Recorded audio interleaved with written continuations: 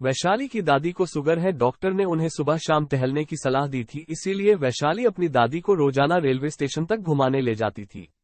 वैसे तो हरिपुर गांव की रेलवे स्टेशन खाली पड़ी रहती थी, लेकिन एक दिन वैशाली और उसकी दादी को रेलवे स्टेशन पर बहुत चहल पहल दिखाई दी और तभी दोनों को स्टेशन पर खड़ी कुछ औरतें बुलाती हैं।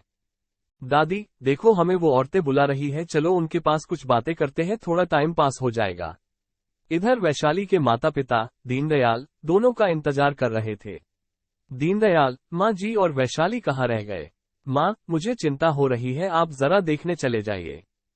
दीनदयाल वैशाली और अपनी माँ को देखने जाते हैं, तभी वो देखते हैं दोनों रेल की पटरियों पर पड़ी है और उनके सर पर चोट के निशान भी है। सपना उसके पति रमेश आज पहली बार अपने भैया दीनदयाल के नए घर हरिपुर जा रहे थे। सपना, अजी जल्दी चलिए, हरिपुर मात्र एक ट्रेन जाती है और वो भी छूट गई तो हम वहां नहीं पहुंच पाएंगे। रमेश, हाँ बस तैयार हो गया, थोड़ा खाना खा लूं फिर चलते हैं। ट्रेन सपना और रमेश को रात के 11 बजे हरिपुर स्टेशन पर उतारकर चली जाती है। तभी एक अजीब सा बूढ़ा आदमी जिसका शकल डरावना सा है वो चाय लिए उसके पास आता है और चाय के लिए पूछता है। सपना चाय के लिए मना कर देती है और दोनों कुछ और आगे बढ़ जाते हैं। अब एक औरत उनके पास आती है, औरत के चेहरे पर घाव के निशान होते हैं और पैर उल्टी थी। उसे देखते ही सपना और रमेश तेजी से दौड़ते हुए भागने लगते हैं।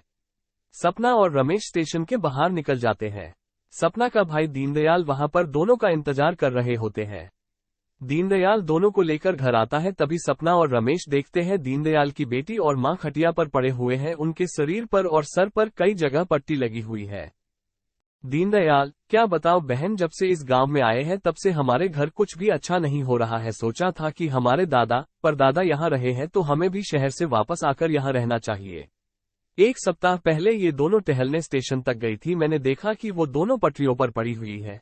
मैं अगर थोड़ी देर बाद पहुंचता तो उनका सारा खून बह जाता। ऐसा लग रहा है जैसे कुछ लोगों ने इन्हें उठाकर फेंका है। मुझे तो समझ नहीं आ रहा है कि भला कौन हमारा दुश्मन हो सकता है। सपना, हमारे साथ भी उस स्टेशन पर कुछ अजीब घटनाएं हुई, जो भी मिला वो अंग्रेज साहब कह रहा था। रमेश, क्यों ना हम गांव के किसी बुजुर्ग के पास जाकर उस स्टेशन के बारे में पूछताछ करें। रमेश, सपना और दीनदयाल तीनों गांव के सबसे बुजुर्ग व्यक्ति चुन्नी लाल काका के पास जाते हैं।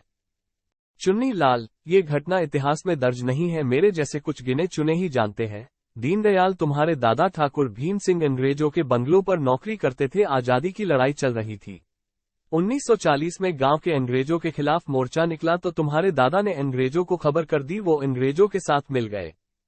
जब अंग्रेजी सैनिक आए तो क्रांतिकारी स्टेशन पर छिप गए। अंग्रेजों ने स्टेशन पर खूब गोला बारूद बरसाया और फिर सारे क्रांतिकारी मारे गए। तब से उनकी आत्माएं स्टेशन पर भटक रही है। अगर तुम अपने परिवार की सलामती चाहते हो तो इस स्टेशन पर शांति यज्ञ करवाओ। दीनदयाल गांव के लोगों को बुलाकर घोषणा करता है।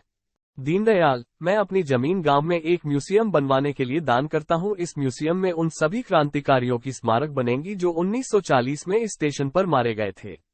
दीनदयाल गांव में म्यूजियम बनवाता है और फिर स्टेशन पर शांति यज्ञ करवाता है और फिर उसके बाद से हरिपुर स्टेशन पर डरावनी घटनाएं होना बंद हो जाती है।